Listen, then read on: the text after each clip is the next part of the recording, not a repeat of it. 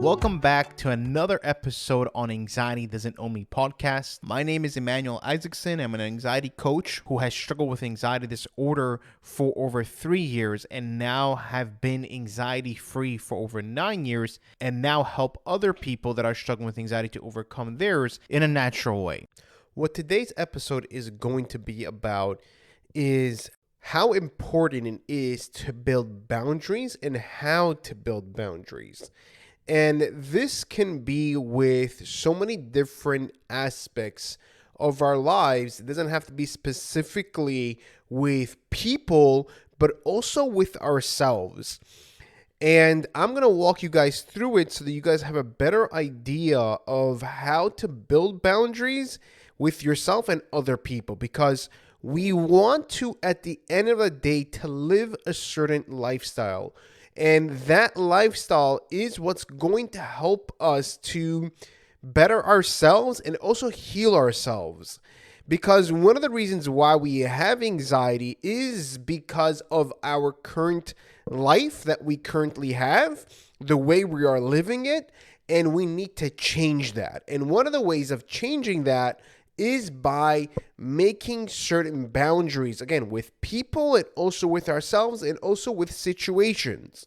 We have to build boundaries. Now, when it comes to people, this one is very hard for us because a lot of people with anxiety, one of the reasons why we have anxiety, and I always talk about this, is because we have a lack of self-esteem. We don't value ourselves enough. We are constantly looking at how bad we are and how we're not successful and what we do wrong, and just the narrative that we have been told and we have been telling ourselves for so many years, it kind of flooded us into believing that this is who we are and we need to pick our self-esteem and change that, and we look at the stuff that we are actually good at. But the point of this, again, this episode is to build the boundaries. So now whenever it comes to people, a lot of us with anxiety, we have a very hard time in saying no to people because we want to please the other person because we want the other person to like us.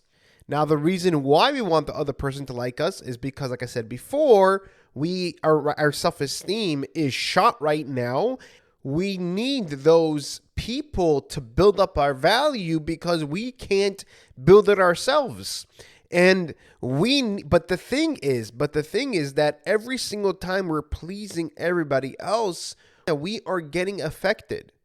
And if we're getting affected, it's making our anxiety worse. We're running after something in order for us to feel good, but at the end we feel even worse. So we need to put a stop to that. We really need to value ourselves and also to evaluate the situation. And when somebody asks us for a favor, we shouldn't work on guilt. We shouldn't work because we feel guilty or we feel bad or that, oh, you know what, this person's not going to like me. They're going to think worse of me. No. We should look at it more of like, you know what, can I really do this right now? Am I able to do this right now? Because if I do this right now, how would I feel afterwards? Will I feel frustrated? Will I feel annoyed? If that's the case, then don't do it because you're going to feel worse about yourself afterwards and you won't get that feeling that you're looking for if you do it at the end of the day. You're not going to be able to, and you're going to burn yourself out. You're going to stretch yourself out too thin. So we need to set up boundaries. I'm not saying to always say no, to start taking yourself into consideration, to start looking at yourself as, wait, what do I think about me? What would I say about me? That's the thing that we need to remind ourselves of. Okay, what would I say about me, about this situation, about me not wanting to do this? I need to respect myself. And again, we need to build our self-esteem, but we should start saying no to certain situations so that we can, again, reserve ourselves so that we can build up that energy to build ourselves back up to the way we used to be. Because if we're going to continuously please other people, it's going to affect us in a very negative way.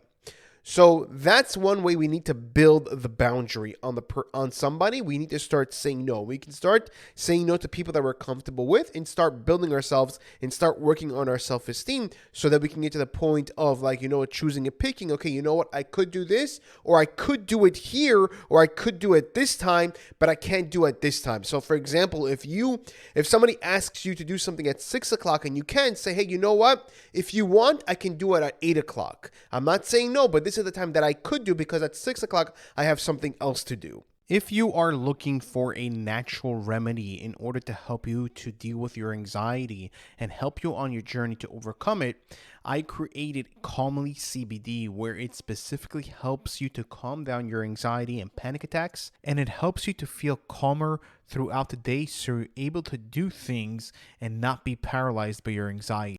If you want to learn more, you can click the link below where it says Calmli to learn more. Now, another place that we need to build boundaries on is with toxic people. This is a big thing. Toxic people that make you feel worse about yourself, that are constantly putting you down, that are not supportive, that are just very negative, and they always blaming you for every single situation that goes wrong with their life. And they're just not good people to be around. We need to cut them off. And I know that it's hard for some people because with some people, they are our family members. For some people, it could be your best friend. It could be someone really close to you. But we need to keep a distance. We need to love them from far. And I know that it's for some people, it could be a significant other. And again, we can work on it with them. I'm not saying completely cut them out right to the get-go. We can talk about it with them and say how we feel and what we are going through and how they're affecting us and how we can maybe work together to start changing ourselves.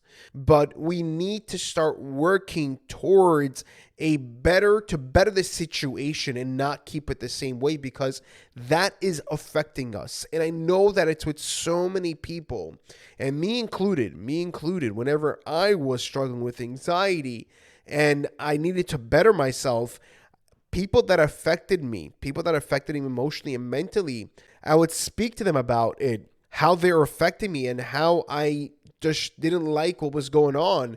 And after a while, if I see that there wasn't any change and I see that they're not willing to work on it or even hear my side of the story or hear my side or anything like that and what I have to say, I started to keep a distance from these people because it was affecting me in a very negative way, and I couldn't handle it. I wasn't able to handle it because, hey, listen, at the end of the day, I want to feel better. I'm living with myself 24/7. I don't want to be affected by this negativity. And I know with some people, I was single when this happened. Now, when it comes to marriage, and I know some people with their significant other, it could be the case with them. What can we do in that situation? We need to be open about it and say, hey, listen, I'm not really happy with this situation because it's affecting me in a very negative way. And I know you don't understand what I'm experiencing, but all I want from you is the support and the respect from you so that I can overcome this thing. You understand? Or express to them, hey, listen, this and this and this and this is what's bothering me in our situation, in our marriage, and I would really like you to change.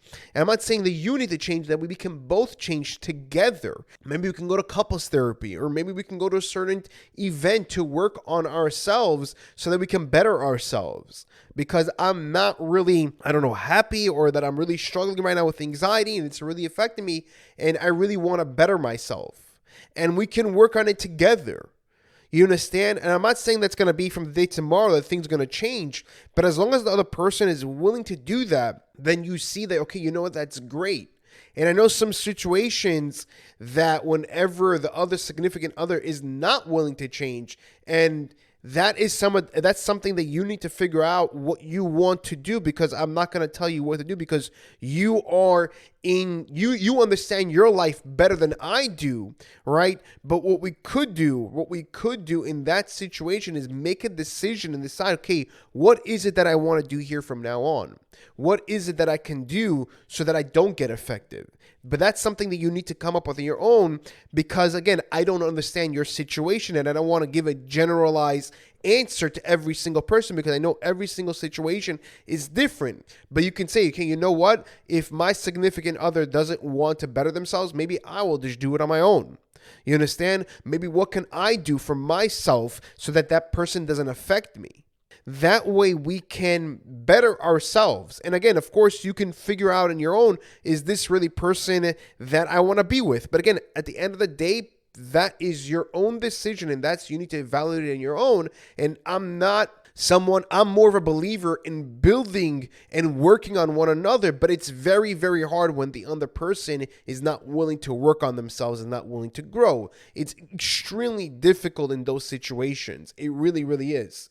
But we need to build boundaries with these toxic people, whoever it is, and express to them, say, hey, listen, and I did this. I say, listen, I don't appreciate you always putting me down or saying negative things about me or yelling at me or being angry towards me whenever something doesn't work out. Whatever it is, I would express it to them. And I would say, listen, I would really appreciate if you can change over here, if we can stop doing this, if you can stop doing this, because it's really affecting me.